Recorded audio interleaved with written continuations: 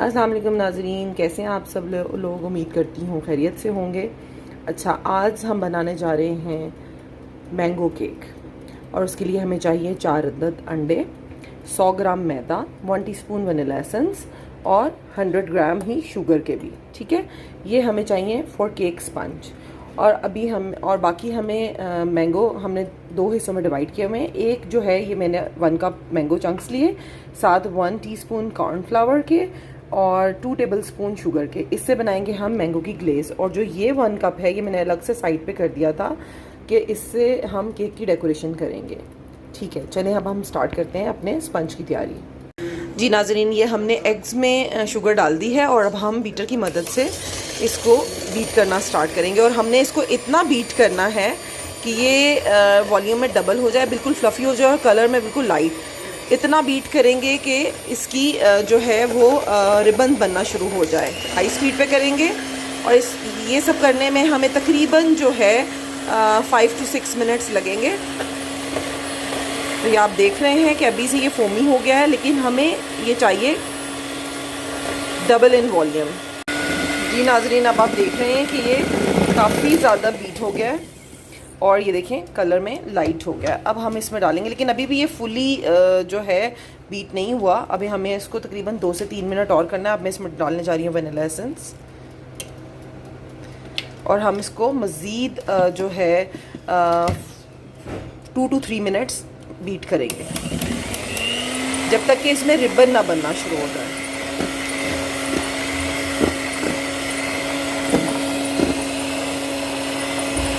जी नाजरीन, अब आप देख सकते हैं कि ये बहुत ज़्यादा कलर में लाइट हो गया है। और ये देखिए मैं इसको घुमा रही हूँ तो इसमें ये निशान आ रहे हैं। ये निशानी होती है कि अब ये कम्प्लीटली उस स्टेज पे आ गया है जहाँ पे ये बिल्कुल फ्लफ़ी है और बीट हो गया है प्रॉपरली। ये देखिए ये निशान जो बनते हैं इट मीन्स कि ये प्रॉपरली बीट हो गया है। अब मैं आपको एक और भी बात बता दूँ। ये देखें जब ये रिबन बनता है तो जब ये अपने बैटर में वापस गिरता है तो ये थोड़ी देर ये निशान छोड़ता है। अगर ये निशान नहीं छोड़ता तो इट मीन्स कि ये अभी कम्प्लीटली बीट नहीं हुआ। तो ये अब कम्प्लीटली बीट हो चुका है। अब हम इसके जो है बीटर हटा देंगे और हम इसमें अपना मैदा फोल्ड करेंगे। जी नाजरीन, अब हम इसमें अपना मैदा डालेंगे थोड़ा थोड़ा करके और हम इसको हल्के हाथ से फोल्ड करेंगे केक के मिक्सचर में। ऐसे आपने जो प्रोसेस होता है कि घुमाएं और कट करें। ठीक है, इससे ये है कि हमारा केक डिफ्लेट नहीं होगा, यानी बैठेगा नहीं। तो इस तरह हल्के हाथ के साथ आपने घुमाना है स्पैटुला को और इसमें इसको मिक्स करना है। नीचे से उठा के लाएं ताकि जो मैदा नीचे बैठा हुआ है वो इसमें अच्छे से मिक्स हो जाए। ये देखिए मैंने नीचे से उठाया है तो ये मैदा निकल आया है। तो इस तरह आपने यूं हल्के हाथ से घुमा घुमा के इसको केक में के मिक्सचर में फोल्ड करते जाना है, एग मिक्सचर में। अब हम अपना बाकी का भी डाल देंगे और हम इसको अच्छे से मिक्स कर लेंगे ऐसे हल्के हाथों के साथ। ये आप हमेशा याद रखें कि केक के मैदे को बीटर से नहीं मिक्स करना होता, हल्के हाथों से स्पैटुला के साथ जब हम मिक्स करते हैं तो केक कभी नहीं बैठता। उसका स्पंज बहुत लाइट और एयरी बनता है क्योंकि हमने ये जितनी भी अंडों को की बीटिंग की है ये हमारी ज़ाया हो जाएगी अगर हमने इसको बहुत ज़्यादा तेज़ी से घुमाया है इसके अंदर स्पैटुला, तो ये ख़राब हो जाएगा।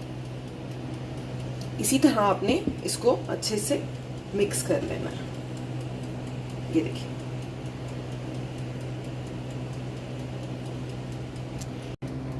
जी, ये देखिए हमारा ये मिक्सचर बिल्कुल तैयार है बैटर।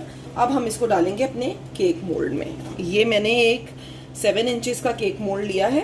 ये इस तरह साइड से ओपन हो जाता है। इसकी मैंने बेस में ऑयल लगाकर बटरिंग करके पार्चमेंट पेपर भी इसमें यूं लगा दिया है। अब हम इसमें अपना बैटर डालेंगे।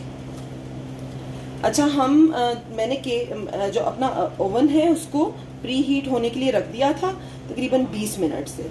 तो 180 डिग्री सेंटीग्रेड पे आपने सेल्सियस पे प्री हीट करना है और हम इसको बेक करेंगे तकरीबन 15 से 20 मिनट तक। ये होपफुली बिल्कुल प्रॉपरली बेक हो जाएगा। अपने अपने ओवन का टेम्परेचर होता है, अगर नहीं होता आप बीच बीच में स्क्यूअर की मदद से चेक करते रहें। ठीक है, तो अब हम ये जा रहा है हमारा केक ओवन में।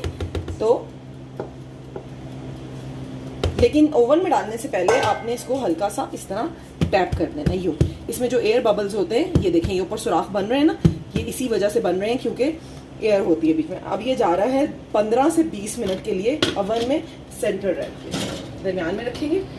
मिलते हैं आपसे 20-25 मिनट के बाद। जी नाजरीन, अब हम बना रहे हैं अपने केक की ग्लेस। उसके लिए मैंने एक पैन ले लिया है, इसमें मैं डालूंगी ये 1/2 कप पानी, ठीक है, और इसमें डाल दूंगी ये 2 टेबलस्पून शुगर, ताकि ये डिज़ोल्व हो जाए, ठीक है। हमने इसको उस वक्त तक जब तक शुगर डिज़ोल्व नहीं होती, इसमें मैंगोज़ नहीं डालने। तो ये हम वेट कर रहे हैं कि हमारी शुगर डिज़ोल्व हो जाए, ठीक है। जैसे ही शुगर डिज़ोल्व होगी, मैं इसमें डाल दूंगी मैंगोज़। तो ये तकरीबन शुगर डिज़ोल्व होने के करीब है। मैंने फ्लेम बहुत लो मीडियम रखा है, आप भी बहुत तेज़ फ्लेम पे नहीं पकाइएगा क्योंकि डेलिकेट सा फ्रूट है, जल जाता है। जी नाजरीन, ये देखें शुगर बिल्कुल डिज़ोल्व हो गई है। अब मैं इसमें अपने ये सारे मैंगोज़ डाल दूंगी। ये हमने डाल दिए। अब हम इसको कुक करेंगे।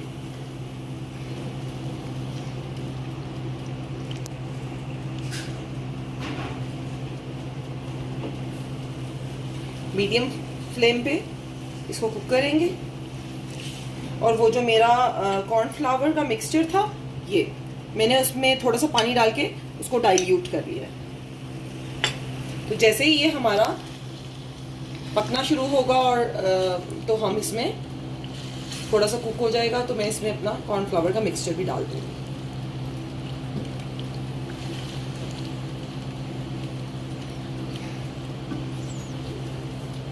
देखिए मैंने बिल्कुल फ्लेम स्लो की हुई है, इसीलिए देखें पानी में अभी कोई बबल्स नहीं आ रहे, आपको नजर आएगा। साइडों पे आ रहे हैं लेकिन दरमियान में नहीं आ रहे।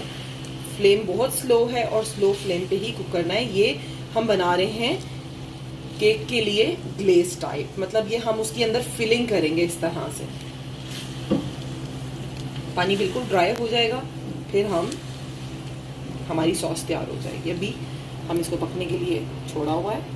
जो थोड़े मोटे पीसेस हैं, आप उनको इस तरह स्पैट्यूला से दबा के तो तोड़ लें। वैसे ये खुद ही जो है बिल्कुल सॉफ्ट हो जाते हैं। देखें आप, इसमें बबल आ रहे हैं। अब हम इसको पका रहे हैं। जी नाजरीन, ये आप देख सकते हैं कि ये मैंगोज़ बिल्कुल अच्छे से कुक हो गए। मैं आपको क्लोज करके भी दिखा देती हूँ। ये देखें, इसमें बहुत कम ही पानी की रेशो बच गई है। अब हम ये वो स्टेज है जब हम इसके ऊपर इसमें अपना ये कॉर्नफ्लावर का ऐड कर देंगे मिक्सचर, और इसको उस वक्त तक कुक करेंगे जब तक कि सॉस गाढ़ी नहीं हो जाती और बिल्कुल ट्रांसपेरेंट हो जाएगा हमारा ये मिक्सचर, ठीक है जी। बस ये तकरीबन हम इसे अनदर फ्यू सेकंड्स के लिए कुक करेंगे और उतार लेंगे। बस ये हमारा मिक्सचर तैयार है। मैं फ्लेम ऑफ कर रही हूँ और इसको हम कूल होने के लिए छोड़ देंगे कि ये ठंडा हो जाए। बिल्कुल सॉफ्ट हो गए। और आप चाहें तो आप इस तरह स्पैट्यूला की मदद से इसको थोड़ा सा मैश कर लें। ज़्यादा करने की ज़रूरत नहीं है, चंक्स मुंह में आए तो अच्छे लगते हैं, ठीक है जी। ये हमारा तैयार है। जी नाजरीन, हमारा केक बन गया है और ठंडा हो गया। मैंने इस तरह इसको 2 हिस्सों में काट लिया है, ठीक है। आपने भी इसी तरह करना है। अब हम क्या करेंगे कि मैंने ये बिल्कुल ठंडा दूध लिया है, ठीक है, और मैं इसको जिस तरह मैंने ब्लैक फॉरेस्ट केक में आपको सिखाया था, बिल्कुल उसी तरह हम इसको सोक करेंगे स्पंज को, थोड़ा थोड़ा। बहुत ज़्यादा नहीं करेंगे लेकिन थोड़ा थोड़ा करेंगे क्योंकि इसमें कोई बटर कुछ नहीं है। तो हम ये केक बहुत ड्राई होगा, तो हम इसको मॉइस्ट करने के लिए ये ठंडा दूध इसमें थोड़ा थोड़ा ऐड करेंगे इस तरह।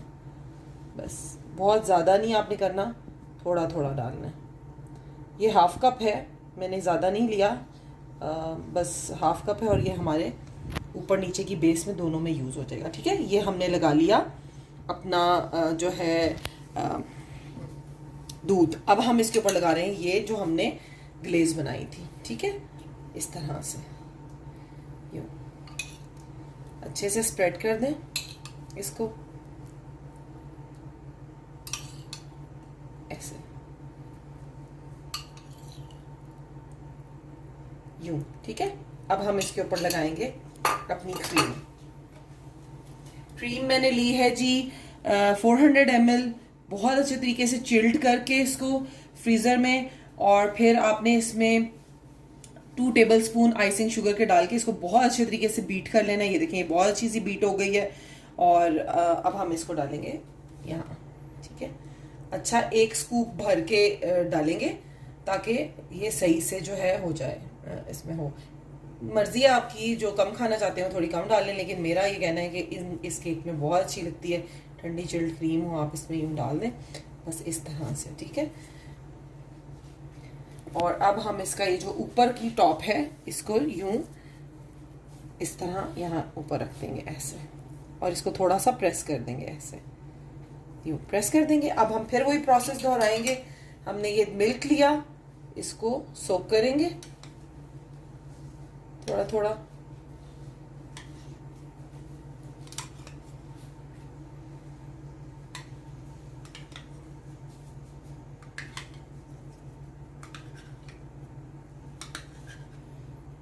ये हमने सारा डाल दिया, ठीक है। अब हम इसके ऊपर क्रीम डालेंगे अपनी,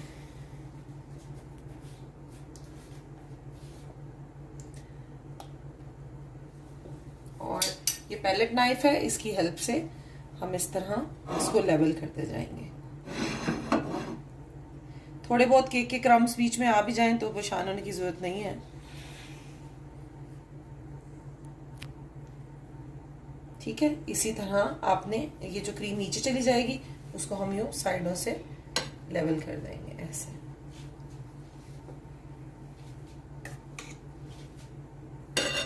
आपके पास टर्न टेबल है तो आप उसकी हेल्प से भी करें, उससे बहुत अच्छा लग जाता है, अच्छे तरीके से जो है वो केक की कोटिंग हो जाती है क्रीम की, ठीक है। ये आपने सारी साइड्स इसकी कवर कर लेनी है।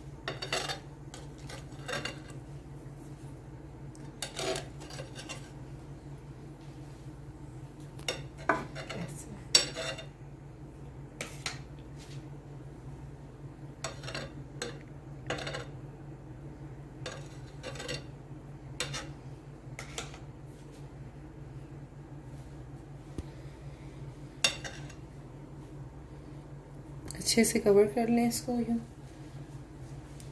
ठीक है। ये हमने इसको अच्छे से कवर कर दिया।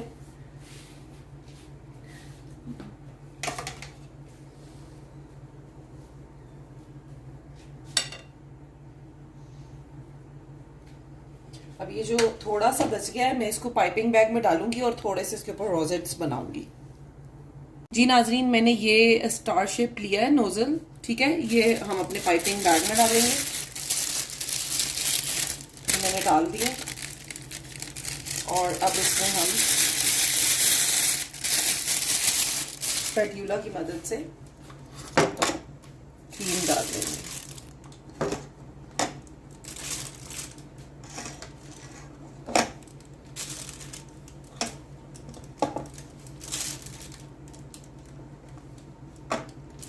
जी, ठीक है। इस तरह हमने ये क्रीम ले ली इसमें, ये देखें। अब हम इसके ऊपर रोजेट्स बनाएंगे।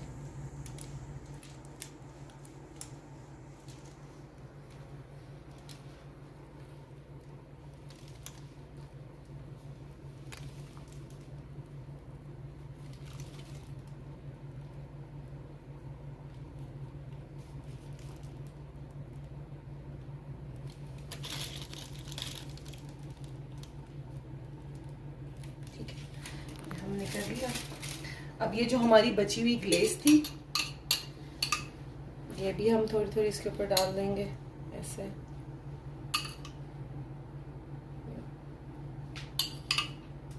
अच्छा, वो मैंने जो चंक्स हैं वो यूज़ नहीं किए, लेकिन वो मैं क्योंकि मेरी ये ग्लेस बच गई थी तो ये भी टेस्ट में बहुत अच्छी है तो मैंने यही यूज़ कर ली है। वो चंक्स जो हैं वो मैं डेकोरेशन में यूज़ करूँगी और मैं इन रोजेट्स में लगाऊंगी।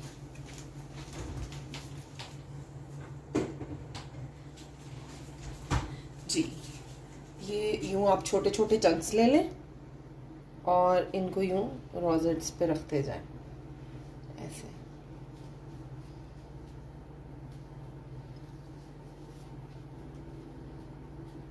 दिल करे तो सर्व करते हुए आप साथ ये चंक्स भी रख लें। वैसे तो ये टेस्ट में बहुत ही मज़े का केक बनता है। मैंगोज़ आजकल फ्रेश आए हैं, सीज़न में ज़रूर ट्राई करें। ये है हमारे केक की फाइनल लुक। उम्मीद करती हूँ आपको बहुत पसंद आया होगा। थोड़ा सा गंदा हो गया साइड से, आप कोई भी जो है वो किचन पेपर टॉवल की मदद से जो है इसको ऐसे साफ़ कर लें, ठीक है। प्रेजेंट करते हुए